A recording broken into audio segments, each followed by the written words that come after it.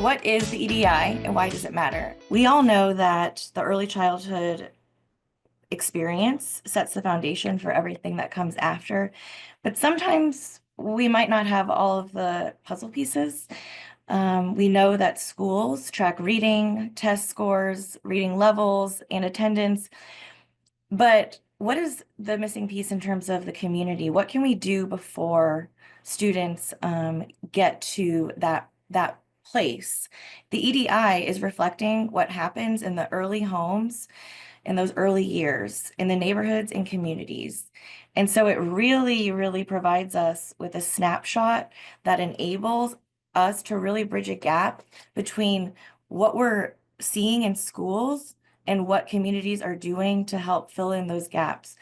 I think what's really great about talking about the EDI, because it is sort of this new type of data that we don't usually see, is by talking about what the EDI is not. So it is not an assessment, and it is not about evaluating teachers or schools. It is truly a tool for understanding child development trends at the community level. And we're going to kind of go into what that means and looks like.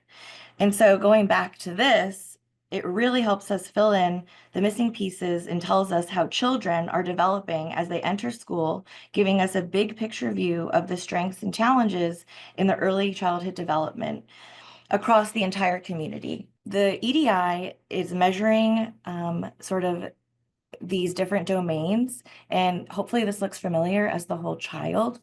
So we really talk about sort of the whole child and the different components, such as physical health and well-being, which is broken down as motor skills, energy levels, social competence, ability to play and work with others, emotional maturity, self-regulation, and empathy, language and cognitive development, that's early literacy and numeracy, and communication skills and general knowledge, which is the ability to express needs and ideas. So this data is unlike any other data, but the only way to get it is to really rely on the expertise of these kindergarten teachers. And so essentially, our kindergarten teachers are completing this questionnaire midway through the year based on the knowledge they already have about their students. Their students do not need to be present for the EDI to be completed, and it takes about 10 minutes per student to complete the EDI, asking questions on these different developmental areas. So instead of getting information about every single child, it's aggregated,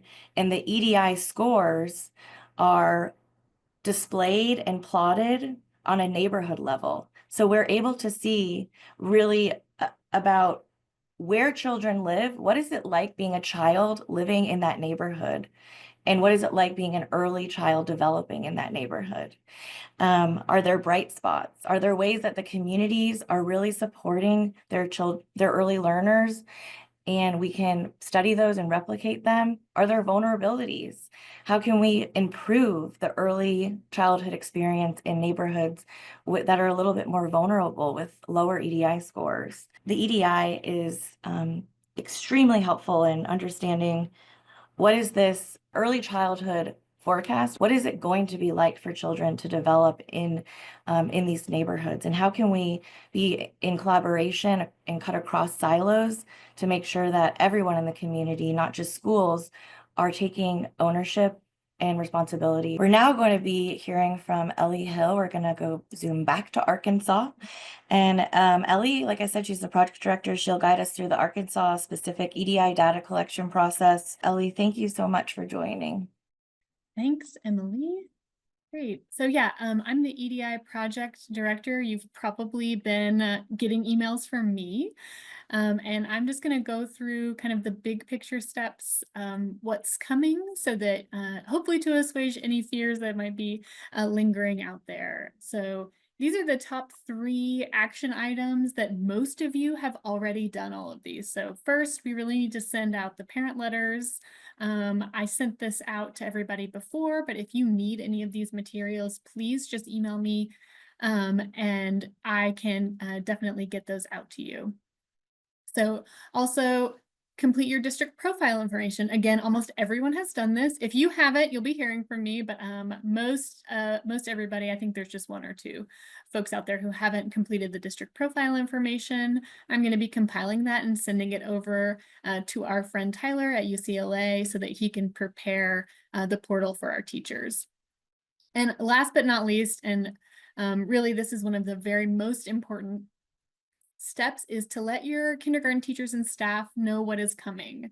So some districts are really just excellent about conveying this information, but we have had experiences in the past where communication has not really trickled down the whole way, and sometimes the consequences of that are just that teachers don't end up having really the full time frame that they typically would have to complete the EDI. So for instance, sometimes teachers are really wary of spam and things like that, as they should be. If they don't know this is coming, if they don't know to look out for an email from me, sometimes it goes to the delete folder and never comes back. And by the time we figure out what's going on, you know, we've lost a couple of weeks in that window. And it's really just to give teachers all of the time and flexibility that they would want to have to complete the EDI and not feel rushed. It's really just so important to pass along information to your teachers and staff. I did send out some information kind of package that you could just forward along. And I'll send that out again when we follow up with this meeting recording. So if you haven't sent it out to your teachers yet, you can just go ahead and forward that along once you get it from me after we send out this recording. So here's the timeline. Around February 17th, that's the goal date for when the portal is going to open. We should be able to stick to that timeline. Sometimes there's some data lags that we don't have a lot of control over, but it's looking good for the portal to open on February 17th. I will definitely stay in touch with you all, so you will be aware if there are any delays happening. But on February 17th, if everything goes according to plan, I will send an email out to teachers to the email that we have on file and invite them to log in to the EDI portal and begin filling out questionnaires. And of course, I'm going to let all of the district liaisons and principals know that those emails went out as well, but teachers will get an individual email from me inviting them to log into the portal and begin. As teachers complete, we will be sending out gift cards in batches. So the way, you know, some teachers are really, they get it done basically the first day. So that first batch, there's usually quite a few teachers who get it done within that first day or that first week. We'll send out gift cards via email to all of those teachers as they complete, and then, but it's all right. We'll keep sending it. Usually we go every Friday. So every Friday we send out those gift cards to their emails for whoever's completed. And then you have until March 17th. That's the deadline to complete. I will be staying in touch with everybody, letting you know your progress along the way, who has outstanding students that they still haven't completed questionnaires for. And, you know, we're always just here to answer any questions that might come up. So please don't hesitate to reach out. But yeah, March 17th, that's the deadline to complete. And we'll definitely be sending reminders for that as well.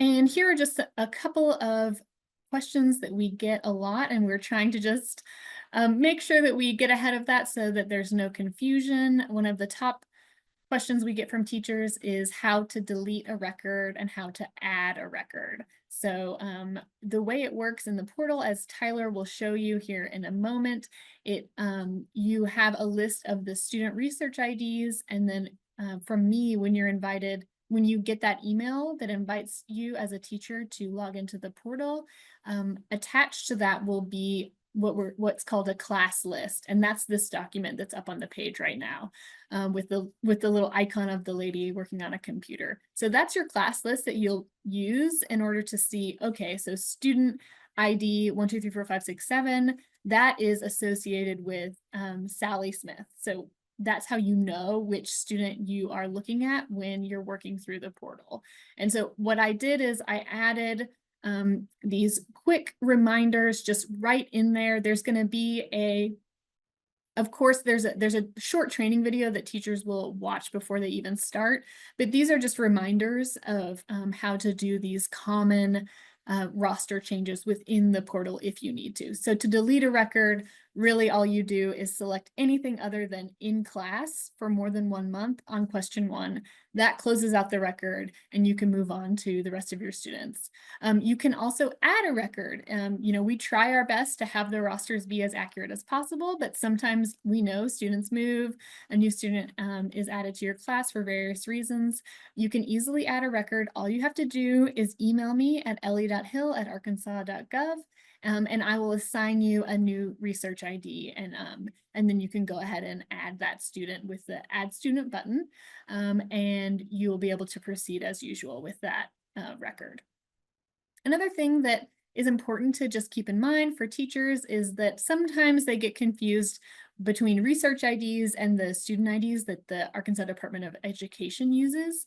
So the research IDs that are in the portal have nothing to do with ADE student IDs. They are used only for this research project, and then they are abandoned. So they're completely different, and I just want to make sure to remind folks of that, because we don't want to have any confusion when you're trying to look up your students on your portal. And again, please reach out to me. We are ready. We've cleared our schedules for the portal, for portal season for the EDI. So we are ready and happy to answer any questions. Feel free to email or give me a call, and I will walk you through whatever issues might come up.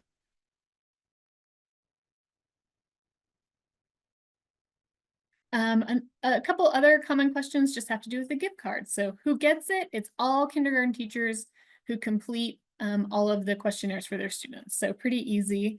They go out, we try and send them as soon as possible. So you should get it within a week after completion, and they are sent out electronically to this teacher email that we have on file. So that's another reason why it's really important to have that district profile information to us and correct, so that we can not only invite your teachers to the portal, but also send them their gift cards when they're done.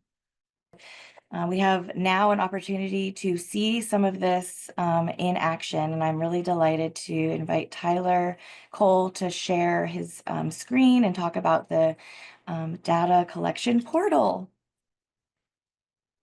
Thanks so much, Emily. Hi, everyone. My name is Tyler. I'm the National Training and Data Collection Coordinator. So I'm going to be handling a lot of the tech stuff. So I'm going to show you what the teachers see really quick. I won't spend a ton of time on it, but once the teachers log in, this is what they're going to see. Can you guys see the test user screen okay? Great. So yeah, they'll see a list of student IDs. There's a nice little way for them to filter which ones are in progress, which ones haven't started, and this is the add student feature that we discussed. As Ellie mentioned, you'll want to make sure you get the fake ID before entering in a real student ID. And I'll show you what it looks like to close out a student record, because this is a common question we get. So going into one of the records, we'll start by seeing their address and zip and stuff. And then the very first question here, student status. If you select anything other than this first option here, in class more than 1 month, that will lock the student's record out. So if the child moved out of class per se, or they were just like never in your class, like you've never seen that student ID before. Next, and it will ask you, is that right? Are you sure about that? And then you look and you say, yep, I'm sure about that, and hit next. And then it'll ask you once more if you're sure about that. You hit submit and lock. And it says completed on our end. And we just want to keep tabs on these error instances. So that's why like they won't be removed from the teacher portal, but that record's done. So you don't have to worry about it anymore. And we've marked that record's no longer valid. And that's it. So I won't go through a whole EDI record, but this is what the portal looks like in case any questions come up. Again, we try to make it as simple as possible.